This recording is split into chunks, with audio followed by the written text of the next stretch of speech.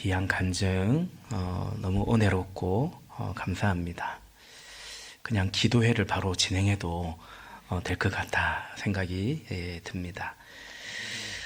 오늘 읽은 사무엘하 23장은 이제 다윗의 일생을 이렇게 좀 정리하는 그런 느낌의 본문입니다.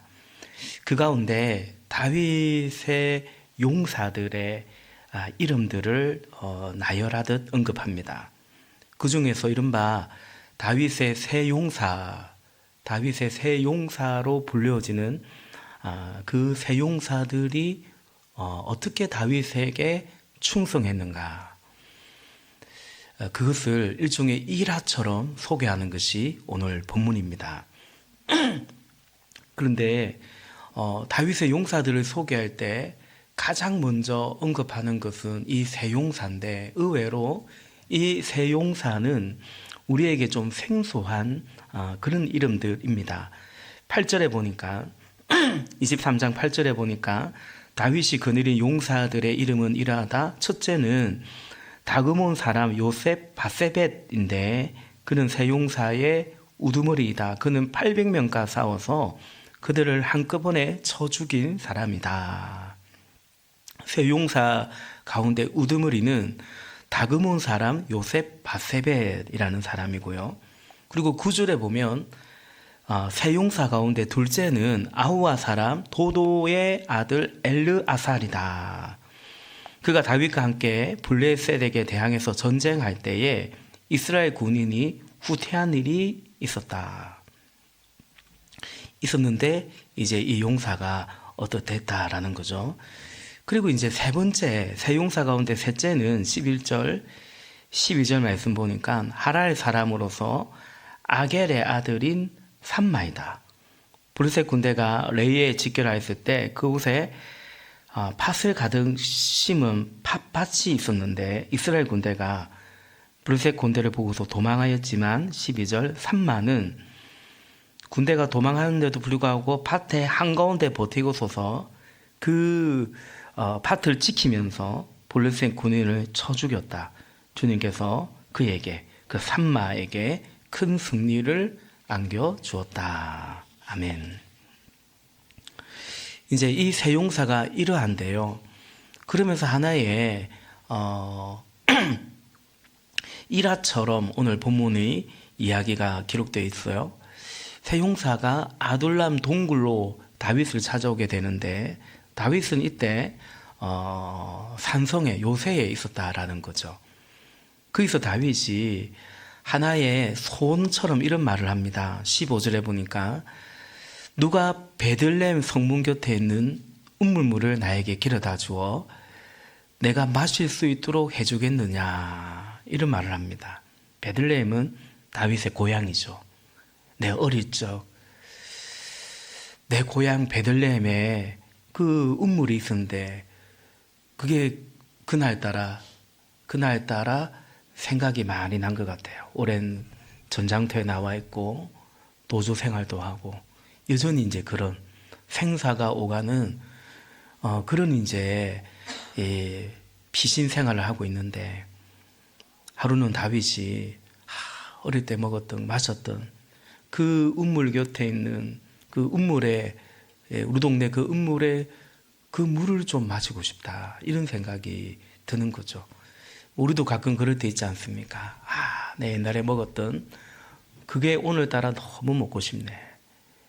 제가 고향은 부산이지 않습니까? 그런다고 제가 혹시 이걸 언급한다고 해서 목사님 저걸 되게 좋아하시는구나, 이런 생각하지 마시고, 부산은 뭐가 유명합니까? 밀면이 유명하죠. 이렇게 여름날 되면 어떤 날은 그 부산에 제가 자주 갔던 밀면집이 있거든요. 지금도 집에 가면 우리 애들하고 한 번씩 갑니다. 그 밀면 그거 안 먹고 싶네, 그럴 수 있겠죠. 다윗이 그 생각을 한 거죠. 내가 어릴 적에 그 고향 베들레헴에 있던 그 우물, 그 시원한 물 참 마시고 싶다, 이제 그 생각을 한 것입니다. 혼잣말처럼 외친 거죠. 그런데 다윗의 그 그늘 아래에서 이제 새로운 삶들을 살아가고 있던 이들이, 이 세 용사가 자신의 주군이라고 믿고 따르는 이 다윗의 하나의 그냥 혼잣말 같은, 그러나 간절함이 담긴 그 말을 듣고서는 그때 베들레헴에는 블레셋이 진을 치고 있다 했거든요. 지금 블레셋과 싸우고 있는 판인데, 블레셋이 진 치고 있는 베들레헴에 가서 한마디로 적진 한가운데 뛰어 들어가서 그 우물에 물을 이제 길어 온 것입니다. 그리고 다윗에게 바친 거죠. 다윗이 그 물을 받고서는 먼저 16절에 보니까 주인님께 부어드립니다.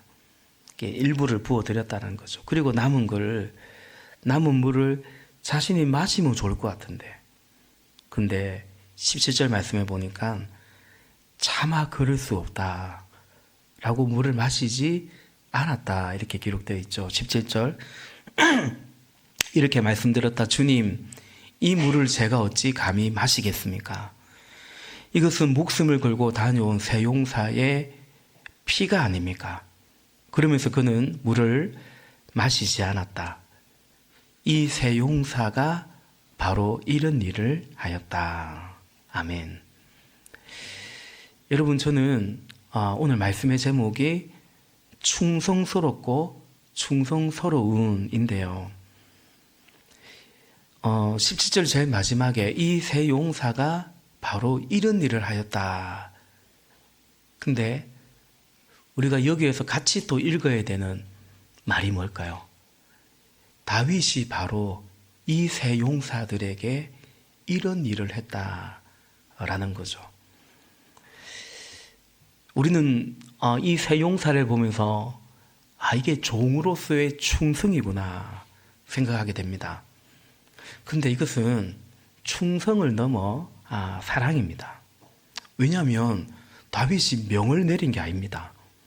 그냥 내 고향 베들레헴에 그 은물, 시원한 물 한 그릇 내 마시면 좋겠다. 그냥 다윗의 바람이죠. 그런데 이 세 용사가, 다윗이 그래서 이건 이 세 용사의 피라고 말한, 그게 어떻게 그걸 다녀오는지를 알죠. 목숨을 걸고 자기의 주군이라고 받들고 있는 이 다윗을 위해서 그 물을 길어온 것입니다. 그러니 이것은 충성을 넘어 사랑입니다. 그런데 여러분, 성경이 말하는 충성은 사실은 또 사랑이기도 합니다. 오늘 충성스럽고 충성스러운데 이 세 용사가 다윗에게 그러합니다. 그런데 그들의 물을 당연하듯이 받아 마시지 않고 어찌 감히 이 물을 마실 수 있겠습니까? 라고 하면서 차마 그 물을 마시지 않는 그 용사들을 향한 다윗의 이 사랑, 그 용사들을 향한 다윗의 이 마음도 가히 충성스러울 정도의 사랑인 것입니다. 아마도 다윗과 이 용사들의 첫 만남은, 오늘 여기가 첫 만남은 아니겠죠. 아둘람 굴일 것입니다. 우리 사무엘상 22장을 한번 찾아봅시다.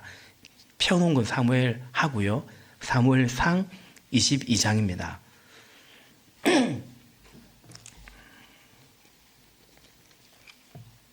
사무엘상 22장. 네. 또 화면에 띄워줄 걸 알고 안 찾는 분들 화면 보시면 됩니다. 자, 22장 1절 2절 교독하겠습니다. 다윗은 거기에서 떠나 아둘람 굴 속으로 몸을 피하였다. 그러자 형들과 온 집안이 그 소식을 듣고 그것으로 내려가 그에게 이르렀다. 그들뿐만이 아니라 압제를 받는 사람들과 빛에 시달리는 사람들과 원통하고 억울한 일을 당한 사람들도 모두 다윗의 주변으로 몰려들었다. 이렇게 해서 다윗은 그들의 우두머리가 되었는데 400여 명이나 되는 사람들이 그를 따랐다. 아멘. 사울이 죽이려 하고요. 다윗은 도망치다가 바로 앞에 21장에 보면 우리 22장 1절이 다윗은 거기에 쓰더나 그 거기가 어디냐면 블레셋입니다. 그래서 이 다윗이요 블레셋 가드 왕 아기스에게 망명을 했습니다. 자신의 신분을 속이고 망명을 했는데 이 가드 왕의 부하들이 골리앗이 가드 사람이거든요.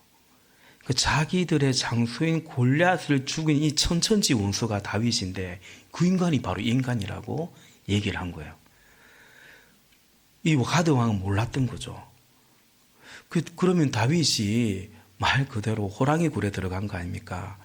그 다윗이 그때 어떤 기질을 발휘하냐면 침을 질질 흐르면서 문에 막 이렇게 막 몸을 비비면서 미친 채를 합니다.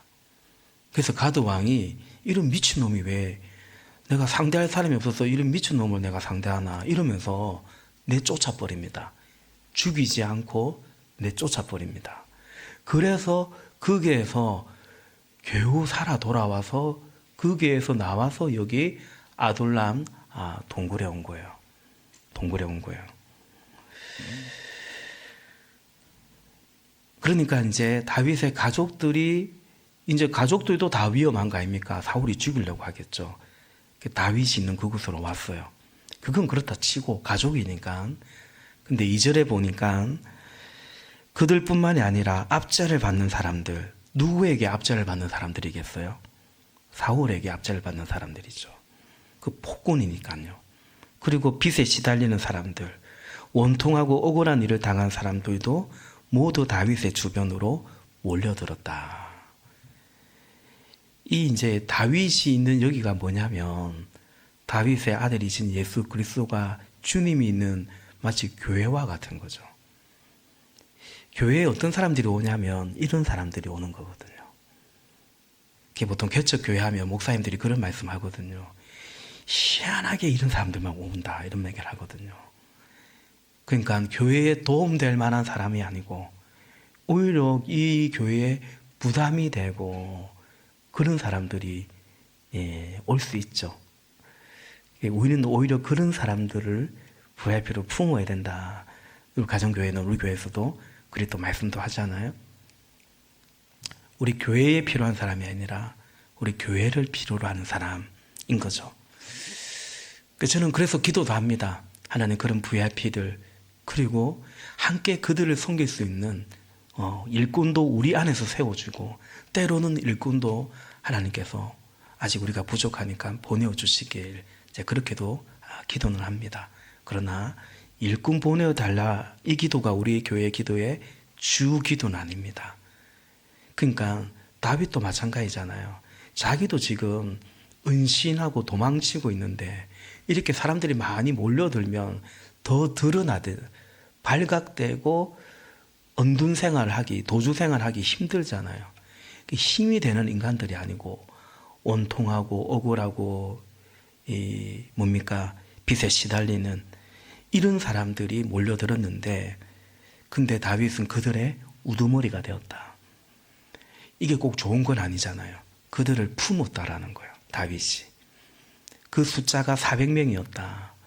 이 구약의 숫자 카운트는 20세 이상의 남자들이거든요. 그러니까 400명이지만 거의 막 4인 가족 생각하면 거의 1,500명, 2,000명 되는 어마어마한 사람들입니다.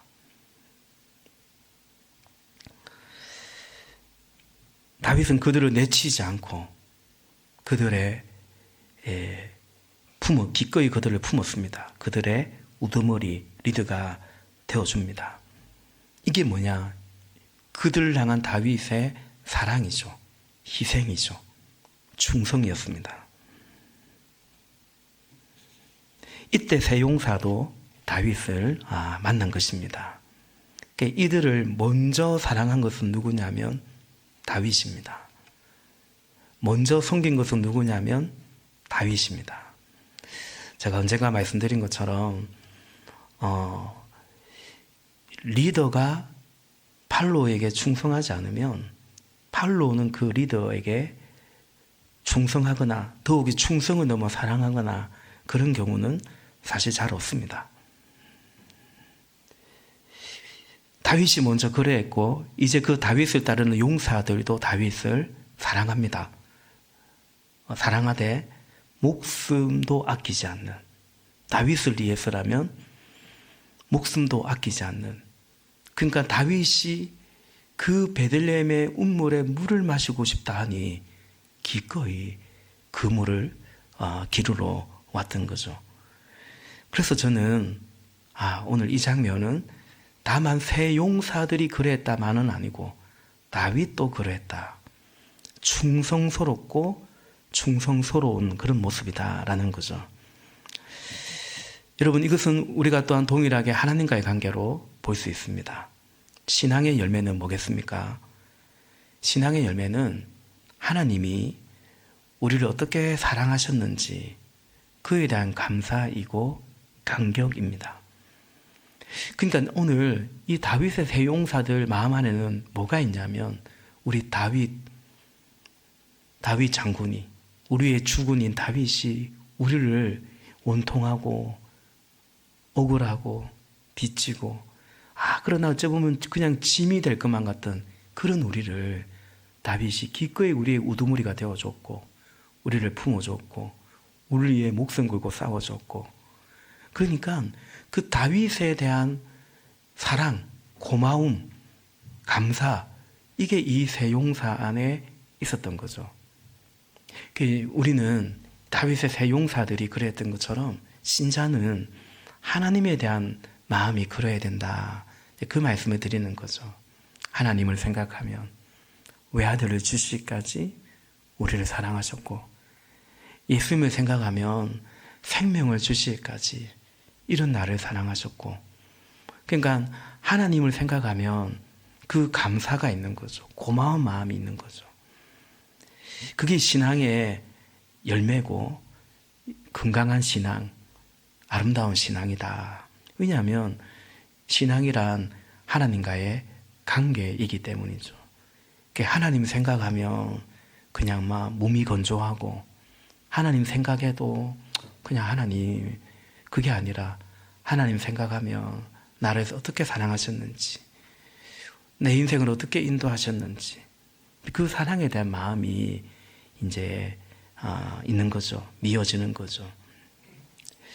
그래서 우리 또한 그 하나님을, 오늘 세 용사들이 그랬던 것처럼 우리 또한 그 하나님을 사랑하는 거죠. 다윗이 우리를 어떻게 사랑했는가?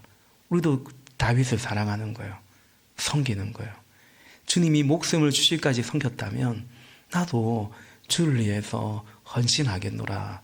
이것이 신앙의 열매죠. 하나님과의 관계입니다. 여기서 중요한 것은 뭐냐? 그 기준이 하나님에게 있다라는 거죠. 그러니까 나도 하나님을 사랑하는 건 맞지만 하나님이 나를 사랑했다라는 여기에 딱 중심이 놓여 있어야 된다라는 거예요.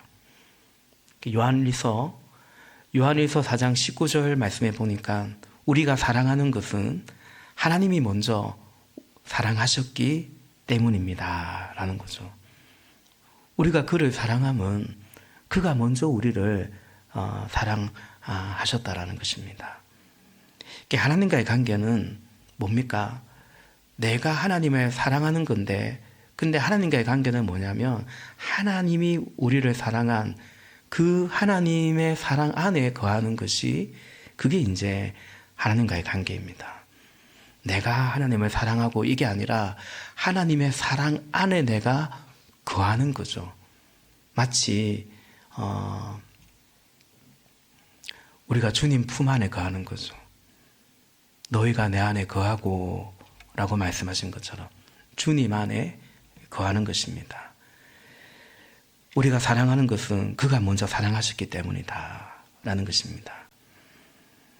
그래서 이 세 용사들이요, 다윗을 사랑하는 이유는 다윗이 우리를 사랑하셨기 때문에 이들이 다윗을 사랑하는 거예요.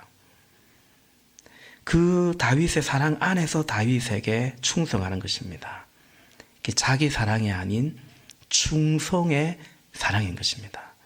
그냥 내 열심의 사랑이 아닌 충성의 사랑인 것입니다.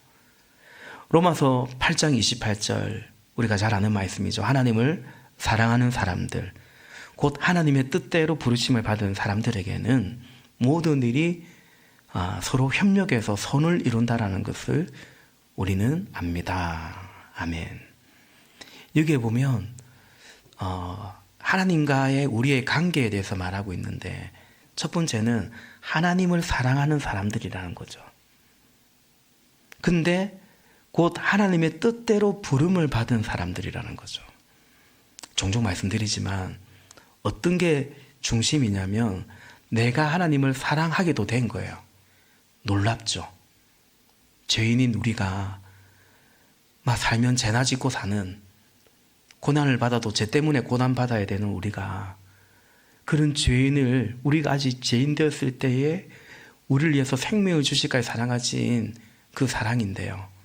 근데 이제 우리도 그 하나님을 믿을 뿐만 아니라 사랑하게 된 거예요. 그럼에도 불구하고 내가 하나님을 사랑한다 이게 아니고, 하나님의 뜻대로 부르심을 받은 사람, 성도는 누구입니까? 성도는 하나님을 사랑하는 사람이죠. 근데 성도는 그 이전에 하나님께서 택해 주신 사람, 하나님께서 뜻대로 불러주신, 그러니까 여기에 무게중심이 있어야 돼요. 하나님과의 관계의 중심이 항상 여기에 있어요. 늘 드리는 말씀이지만 하나님이 우리를 붙잡고 계신 거예요. 내가 하나님을 붙잡는 것도 맞지만 내가 하나님을 붙잡는 믿음이면 안 됩니다. 하나님이 나를 붙잡고 있다는 그걸 신뢰해야 되는 거죠. 어린아이가 엄마 손 잡아봤자, 걔의 힘으로 엄마 손을 잡아봤자 얼마나 강하게 잡겠습니까? 그래서 아이가 엄마 손을 잡고 가더라도 사람들이 막 많은 그런 공원에 가면 야, 이러다가 애 놓치겠다 이런 마음이 들면 손을 바꿔 잡지 않습니까? 아빠가 그 아이의 손을 딱 잡는 것처럼 내가 하나님 믿는다, 하나님과의 관계의 중심에 나를 두면 안 돼요. 내가 이래가지고, 내가 이래 믿어가지고 내가 하나님 믿는다 할 수 있겠나? 쉽게 그렇게 빠집니다. 자기 믿음을 보면서 이래가지고 구원 받겠나? 그러니까 그러면은 자기를 믿는 거예요. 그거는 구원의 관계에서도 흔들리게 되고요. 하나님을 사랑하는 것도 내가 사랑하는 거예요. 그러면 그 사랑도 있잖아요. 위험해집니다. 내가 어떻게 사랑했는데 하나님이 왜 몰라두시는가? 내가 어떻게 섬겼는데 왜 목장 식구들이 몰라주는가? 왜 목사님이 몰라주는가? 내가 어떻게 예배 왔는데 왜 이렇게 은혜가 없는가?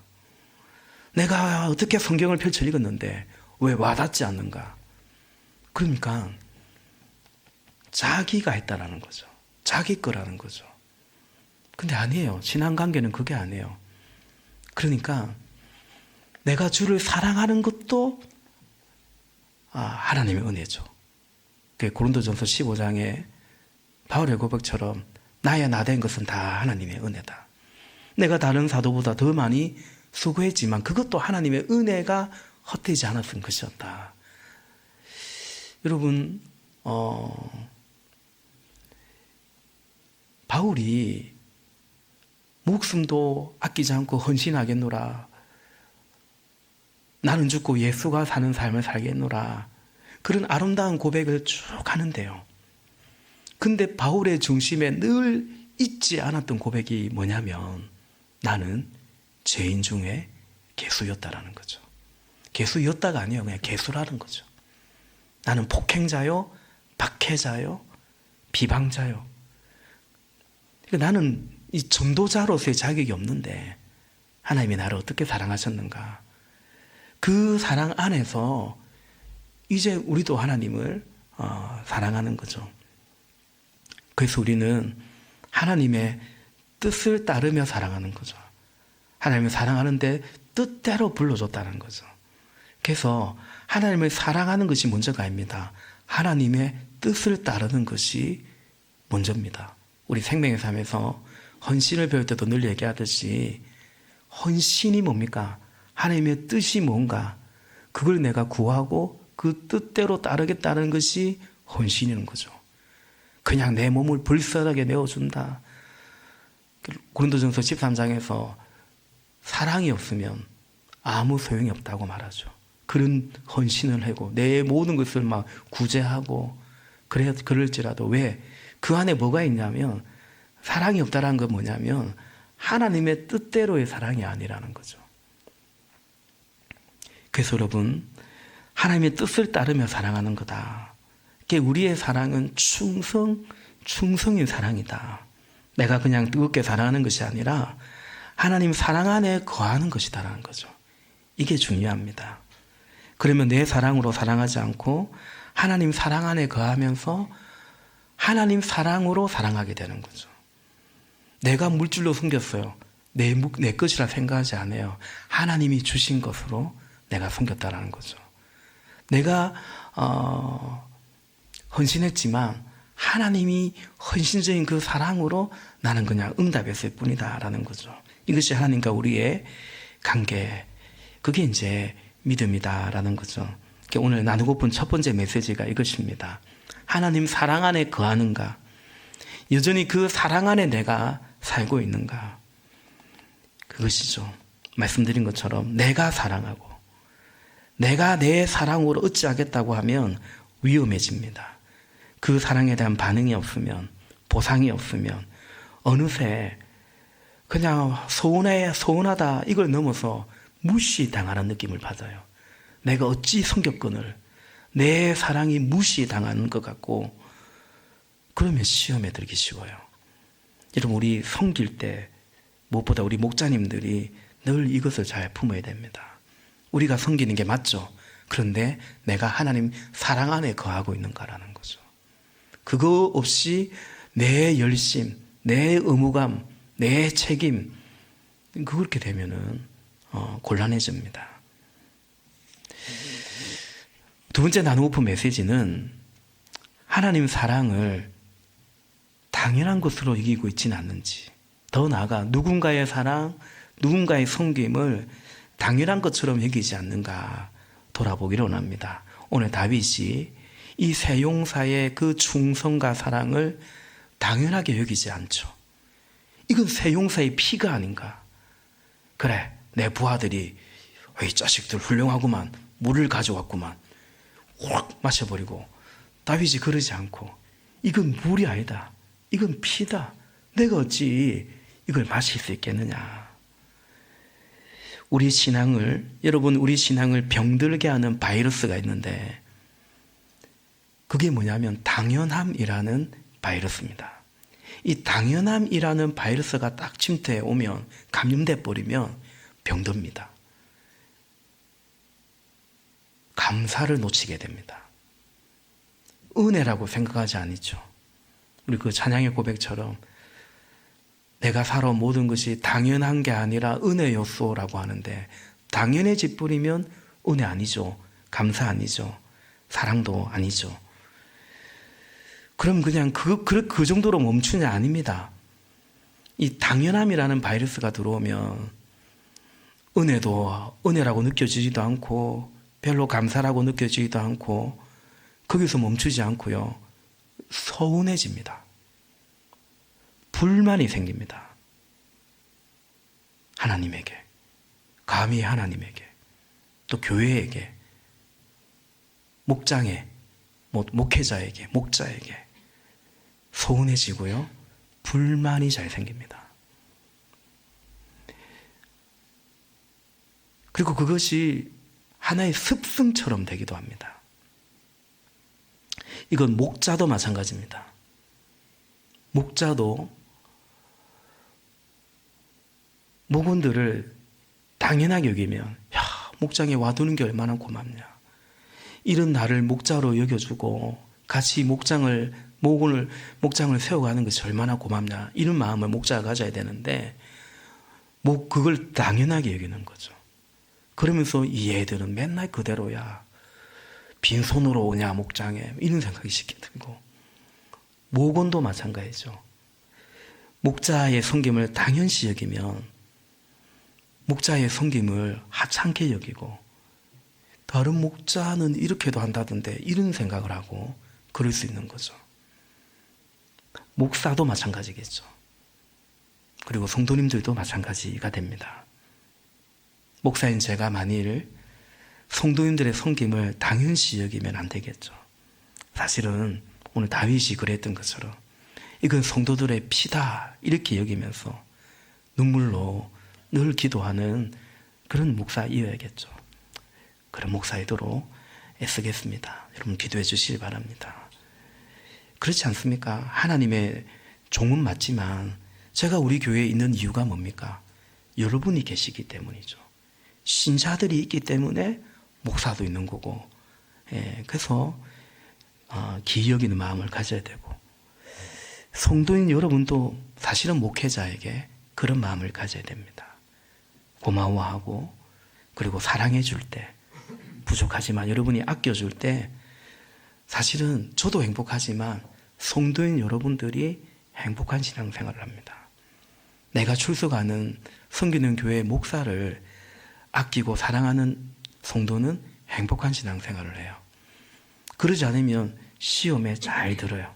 시험에 잘 드는 신자들의 특징은 목회자에 대한 마음이 늘 부정적일 때 쉽게 부정적으로 가요. 최현기 목사님 우리 월화 모임 가졌는데 최현기 목사님이 그런 말씀 하시거든요. 잘 되는 교회의 특징은 뭐냐면 신자들이 목사를 고마워한다는 거죠. 그리고 그 목사도 성도를 고마워한다는 거죠. 근데 누가 먼저 고마워해야 될까요? 좋아해야 될까요? 사실은 성도들입니다. 이 최현기 목사님 말이에요. 왜냐하면 이 목회자와 성도 사이는 오늘날 한국 교회 안에서 목사가 별로 힘이 없습니다. 신자들이 훨씬 더 권리들을 많이 가지고 있고, 우리 교회 성도님들은 참 좋으신 분들이라서 저를 이제 아껴주시고 권리 주장을 하시기보다는 늘 이렇게 존중하고 잘 따라주지만 사실 한국 교회 그렇지 않거든요. 그러니까 성도들이 목회자를 좋아하고 고마워하고 그럴 때 목사는 안정감을 누리고, 다만 최 목사님은 그래요. 열에 다 좋아할 수 없다. 늘 그걸 잊으면 안 된다. 그런 말씀 하시지만 어쨌든 그래서 잘 되는 교회는 뭐냐면 목사는 신자들을 고마워하고 신자들은 그 목사님을 고마워하는, 이제 그런데 저는 분명히 일리가 있다. 저도 동의하는 바입니다. 우리 지역에도 가정교회, 경주나 포항의 가정교회 목사님들 보면 어려움을 겪는 경우를 보면 정말 최 목사님의 그 말씀이 딱 맞다 이 생각을 하게 됩니다. 말씀을 정리합니다. 이번 주일 성찬 예식이 있습니다. 그 다음 주일은 맥주 감사 주일이기도 합니다. 주의 뜻과 잔을 대할 때 당연한 듯 이 성찬에 참여하지 않기를 원하는 거죠. 이번 주 성찬식 하나보다 1년에 몇 번 하지, 그냥 생각 없이 마시고 생각 없이 성찬에 참여하지 아니하고, 그 주의 뜻과 잔을 대하는데 강격해야죠. 받아 먹어라. 이건 내 몸이다. 내 생명이다. 받아 마셔라. 이건 내 피다 말씀하셨는데 나를 살리려고 주신 건데, 그래서 기도로 준비하고 주의 뜻과 잔에 참여하는 그런 이번 성찬식, 이번 주일이 되기를 바라는 겁니다. 또한 마지막 주일 맥주 감사 주일이 한 해의 절반을 딱 지나면서 하나님께 정말 마음을 다해서 감사하고 그런 주일이 되기를 원하는 거죠. 절기를 허락하신 그 의미 그대로 우리가 잘 지키고 간직하기를 원하는 거죠. 그래서 여러분, 종종 말씀드리지만 하나님의 신실함, 이게 충성이란 말과 같은 어원이거든요. 우리를 향한 하나님의 충성스러운 사랑, 헌신적인 사랑을 잊지 아니하는, 외아들을 주신 그 사랑을 당연히 여기지 않기를 바라는 것입니다. 그리고 그 사랑에 응답해 가십시다. 그래서 우리가 하나님 사랑이 내게 그냥 당연하게 여기지 않는지. 예수님이야 다 주신 거고. 근데 예수 믿는 사람들 중에서도 어떤 사람은 일이 술술 잘 풀리고, 어떤 사람은 뭐가 기도응답도 잘 되는 것 같고. 그러니까 하나님의 사랑, 예수님 주신 그 사랑은 그냥 기본값처럼 이건 당연하게 여기고, 그 안에서 내 삶의 어떤 이러한 저러함 이런 것들,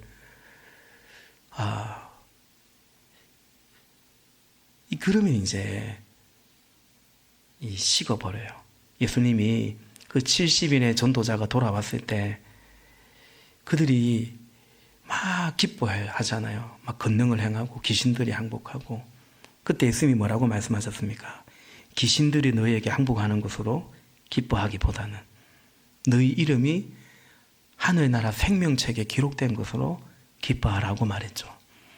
그러니까 이건 사건이거든요. 귀신들이 항복하더이다.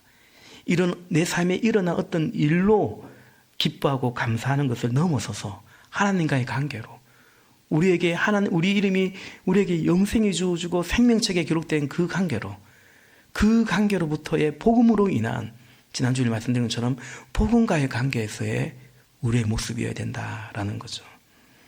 그 안에서 우리가 하나님에게 인색하지는 않는지, 헌신한데 정말 내 몸은 헌신하지 않고 시간도 물질도 다른 데는 아깝지 않은데 신앙생활에 하나님께 드리는 것은 왜 그렇게 아깝고 그런지 않은지 돌아보기를 원하는 거죠.